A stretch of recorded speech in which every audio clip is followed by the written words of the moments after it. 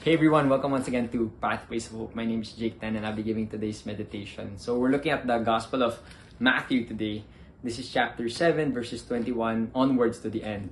And you might have noticed this is actually the continuation of the past couple of Gospel passages on Matthew. And we're actually at the end of the Sermon on the Mount.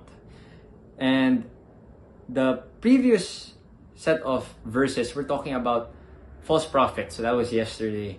And here, Jesus carries that idea a little bit further on and ends on a powerful note his sermon. So I'll read the first verse of this segment that we're reading. This is verse 21 of Matthew 7. Not everyone who says to me, Lord, Lord, will enter the kingdom of heaven, but only the one who does the will of my Father in heaven.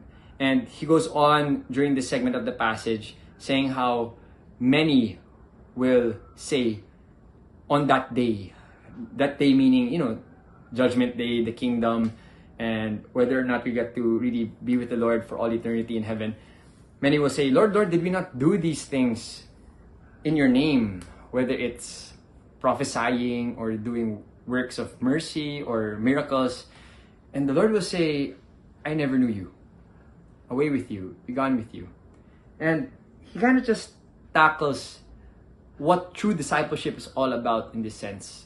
Again, it's not just about speaking about the Lord or saying Lord, Lord, but doing the will of the Father. And what are we supposed to do? We're supposed to have this lived out throughout our life. Not just when we're in front of people, not just when we're doing good works for others' benefit, claiming it to be, again, by the name of God, but even in our own personal life, what we do in our homes, what we do in our rooms, in our work, by ourselves, how we carry ourselves, our interactions.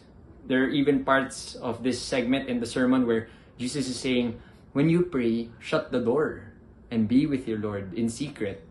And it comes to show that your Heavenly Father sees in secret your whole life, and you can't hide that. So your evil works, when we do sin, when we do commit to those things, it's a warning to say, like, may this not be what encompasses your life. May this not be what really dictates your life. And yet, when you're in front of others, when you're trying to do God's will, supposedly, yes, you seem like someone who is really holy, perhaps, or someone who's very attuned with God. But yet, in your life, maybe it's full of greed, maybe it's full of passions of the flesh, maybe it's full of deceit. And that's what we don't want, to be deceitful. That is really something different from discipleship. Discipleship is discipline. Discipleship is really what happens in the personal life when no one's watching. And deceit can be used as a tool to say, like, oh, I'm making this false image of myself outwardly, and yet inwardly I really know what I'm truly doing and it's not right. But God sees all. So that's Christ's warning in this passage. And as we take the ending part of the chapter, it's a beautiful parable. The parable, or that imagery of two different men, the foolish man and the wise man, who built their house on different foundations. So I love what it says here in the chapter in verse 24. He says, everyone who listens to these words of mine and acts on them will be like a wise man who built his house on rock, and so on and so forth. The rain fell, the floods came, the wind hit that house, and it stood. In contrast, the one who is foolish built it on sand. So basically, most likely the analogy was somewhat about like rushing the building, or didn't really care what foundation it was on, basically as long as the house was built. And then all of those things, the floods, the rains, the wind, they came and it basically tore the house down. And what I love about this passage, or about this verse, is that line, everyone who listens to these words of mine and acts on them. So it's about hearing and doing. And when he says these words of mine, it's not just what I said about, or that part about Lord, Lord. It's the whole sermon, because this is his bang, this ending moment where he says, okay, all of what I've said on this sermon is something we should take to heart as believers, as people who want to follow after Christ. Because he is presenting the message of the Lord, of God, in a way that is different, but still keeps the essence of the law, really the fulfillment of it, where we love our neighbor to an extremely higher degree than before. No more that idea of like, do unto others what you want them to do to you, but really what Jesus says, what he says to the people: if you're struck once, be struck again. Basically taking everything up another level in terms of love, in terms of the gospel, in terms of just how Jesus also lived this life for us in sacrifice, in servanthood.